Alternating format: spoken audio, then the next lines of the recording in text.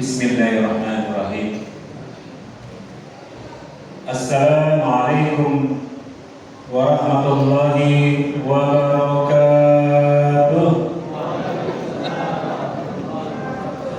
Jamaah. Oh jamaah. Alhamdulillah. Masih kuat? Masih kuat? Masih semangat?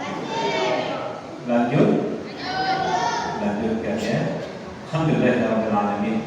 Alhamdulillah wa kafa wa wassalamu ala rasulil mustafa sayyidina Muhammadin wa ala alihi wa sahbihi wal wafa. Qala Allah ta'ala fil Qur'anil Karim, a'udzu billahi minasyaitonir rajim. Khudh min amwalihim shadaqatan tutahhiruhum wa tuzakkihim biha wa shalli 'alaihim inna salataka sakanun lahum. Sadaqallahu alaihi. Saya muliakan keimaman masjid Al-Taqwa Perkamil, pegawai syaratnya, badan panel masjid dan stafnya, dan semua kita yang alhamdulillah Allah mudahkan, sampaikan, takdirkan sampai pada malam 27 Ramadan, malam yang banyak dinantikan oleh kaum muslimin sedunia.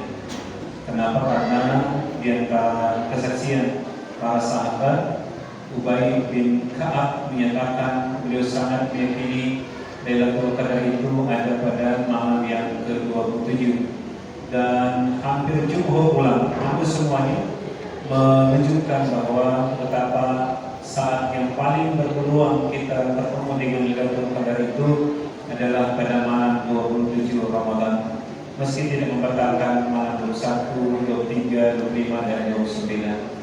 Nabi SAW bersabda, "Taharru Lailatul Qadri fi asril awakhir min Ramadan, taharru Lailatul Qadri fil witr min asril awakhir min Ramadan."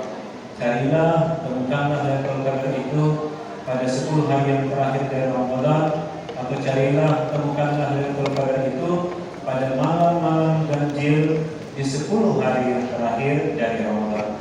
Ini jamaah peluang kita tinggal 2 kali. Tinggal malam 27 ini dan malam ke-29. Tidak ada malam 31. Kalau 31 semalam malam takbir, ya. Dan insya Allah kita akan menjalani puasa ini selama 30 hari karena Muhammadiyah sudah menegasi menggunakan metode wujudul hilal, bulan belum muncul. Demikian juga perhatian perhitungan para ulama itu masih belum ada di permukaan, belum ada di atas ufuk. Maka fa'idul iddata Ramadan salasuna yaum, maka sempurnakan bilangan Ramadan itu 30 hari. Jemaah yang dirahmati Allah Subhanahu wa taala. Saya pernah membaca di majalah Hidayatullah, ya, ada foto ketika malam 27 Ramadan di Masjidil Haram. Di Masjidil Haram seperti malam ini. Mereka kemudian mengambil gambar di malam itu, dan subhanallah ketika dicuplik diambil gambarnya itu sangat-sangat padat. Di pelataran Ka'bahnya, di Masjidil Haramnya, di luarnya, sampai ke jalan-jalan, dia sangat penuh. Dan diperkirakan jumlah orang yang sholat di malam 27 Ramadan di Masjidil Haram itu jumlahnya 1,5 juta orang. 1,5 juta orang, jemaah. Jadi memang malam 27 Ramadan ini adalah malam yang dinantikan, ya. Dan orang-orang Arab itu selalu memilih hari libur mereka di 10 hari terakhir Ramadan. Jadi mereka sudah menyiapkan makanan yang semuanya tidak mau keluar dari masjid. Cuma masjid hanya untuk urusan kamar mandi dan sebagainya. Setelah itu kembali iktikaf di 10 hari terakhir dari jemaah yang tidak mau SWT. Pada malam hari ini saya tahu sudah banyak penceramah yang sudah, bahkan saya untuk kedua kali menyampaikan nasihat. Tetapi malam hari ini saya mau sampaikan satu peristiwa yang terjadi di generasi tadi, bukan di masa Nabi, bukan di generasi sahabat, tapi kejadian ini terjadi di generasi tadi, ya, generasi yang berpisah. Begini ya, suatu ketika ada seorang tabi'in yang dia adalah keponakan Nabi. Kenapa? Karena dia adalah anak dari Ja'far bin Abi Thalib. Jadi Ja'far dan Ali saudara kandung, sedangkan Ali adalah sepupunya Nabi Muhammad SAW. Maka Abdurrahman ini adalah keponakan Nabi. Nah, satu kesempatan ketika beliau selesai sholat zuhur berjamaah, kemudian pulang ke rumahnya, makan siang, kemudian untuk meraih kenyamanan tubuhnya sesudah makan siang, karena matahari bersinar sangat bersemangat, maka dia kemudian berjalan-jalan di bawah naungan pohon-pohon kurma. Maka dia berjalan jamaah di antara kebun-kebun kurma yang ada di Madinah, dan memang Madinah sangat terkenal dengan kebun-kebun kurmanya yang banyak. Beliau kemudian melintasi antara satu kebun ke kebun yang lain, melihat situasinya, merasakan kenyamanannya karena angin bertiup di bawah pohon kurma itu sangat dingin. Maka dia nikmati perjalanan. Sampai sejamaah sekalian, beliau bertemu dengan satu kebun kurma yang dijaga oleh seorang anak budak. Ayahnya budak dan dia masih berstatus budak. Anak ini jamaah sekalian sedang menikmati makan siang. Jadi dia mendapatkan sepotong roti kering dari tuannya. Kenapa? Karena dia mendapatkan tugas menjaga kebun kurma yang dalam keadaan siap dipanen. Jadi dia menjaga kebun kurma ini.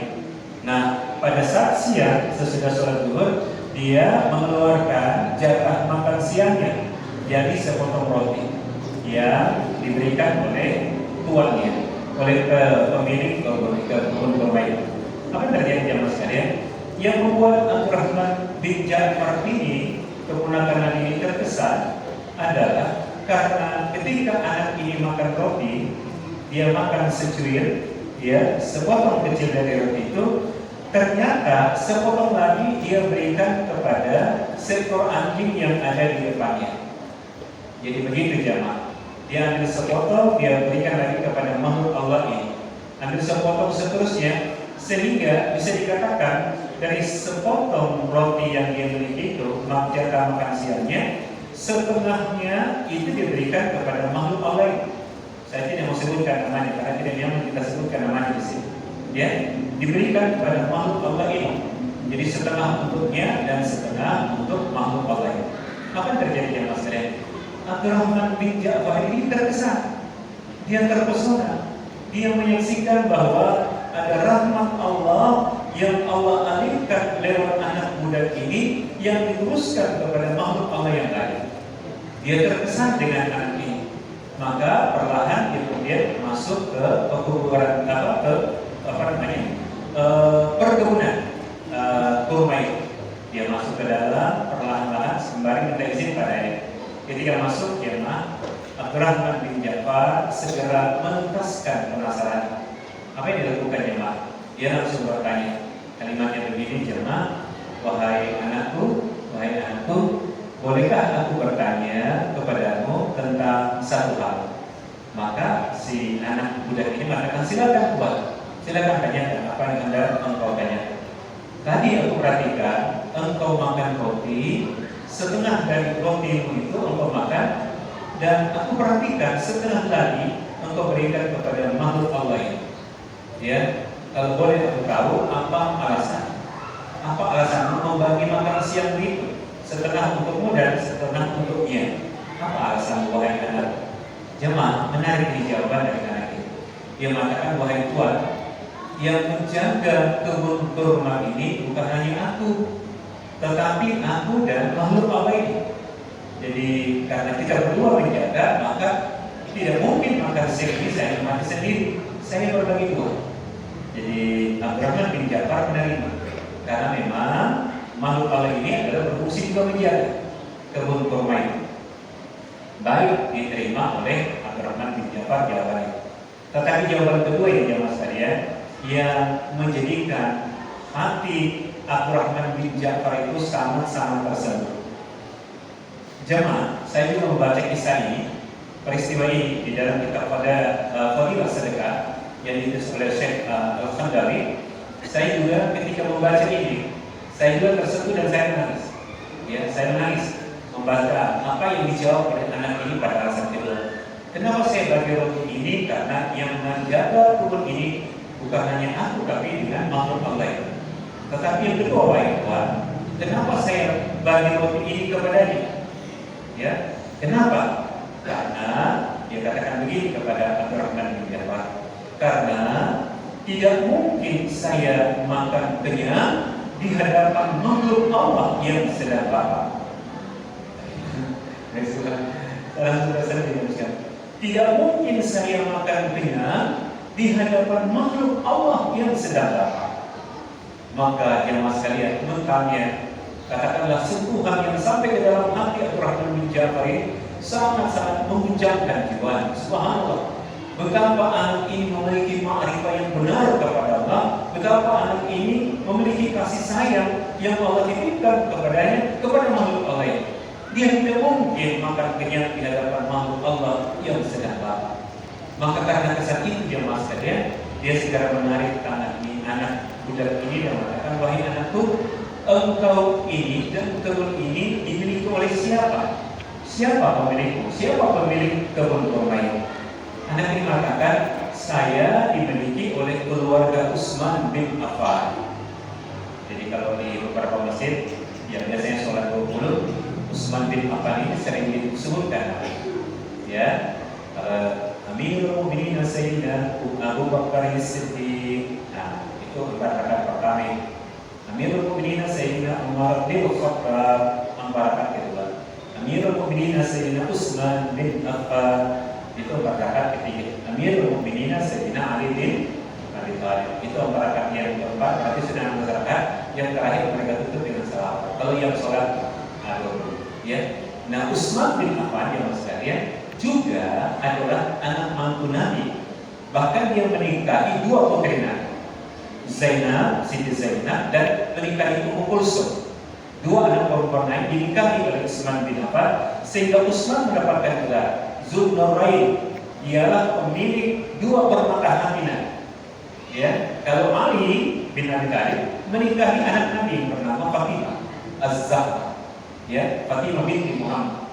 Tapi Zainab binti Muhammad, Ummu Kulsum binti Muhammad dinikahi oleh Utsman bin Affan. Nah, saya kembali jam tadi. Nah, anak budak ini mengatakan, saya dan kebun ini dimiliki oleh keluarga Utsman bin Affan. Maka Abdurrahman bin Ja'far ini yang terkesan, yang tersentuh jiwanya, langsung membawa anak ini, mari nak kita menuju ke rumah keluarga Utsman bin Affan yang menjadi pemilikmu dan pemilik kebun kurma. Berjalan mereka jemaah sekalian, sampailah di rumah keluarga Utsman bin Affan. Sampai di sana jemaah sekalian, keluarga ini tentu heran, apa yang terjadi pada Abdurrahman bin Ja'far sehingga mendatangi rumah mereka. Karena mereka tahu Abdurrahman bin Ja'far ini adalah keponakan Nabi, termasuk dalam kategori Ahlul Bait, keluarga Nabi Muhammad SAW. Maka mereka langsung bertanya kepada Abdurrahman bin Ja'far, apa yang menjadi hajatmu wahai Abdurrahman? Abdurrahman mengatakan, aku datang kepada kalian ini untuk dua hal. Pertama, aku hendak membeli kebun kurma kalian. Jadi kebun kurma kalian yang dijaga oleh anak budak ini, aku hendak membelinya. Maka keluarga Utsman mengatakan, kami tidak pernah menjual harta milik kami, kebun kami kepada keluarga Nabi. Kami tidak pernah menjual. Yang ada pada kami hanyalah menghadiahkan. Kami hadiahkan kepada, silakan kau ambil kebun kurma ini. Tidak, aku datang membeli, Tidak, kami menghadiahkan. Aku datang membeli. Begitu dia masih waktu tahan. Yang keluarga Utsman menghadiahkan, Abdurrahman bin Ja'far, saya mau beli. Akhirnya keluarga Utsman ini menyerah.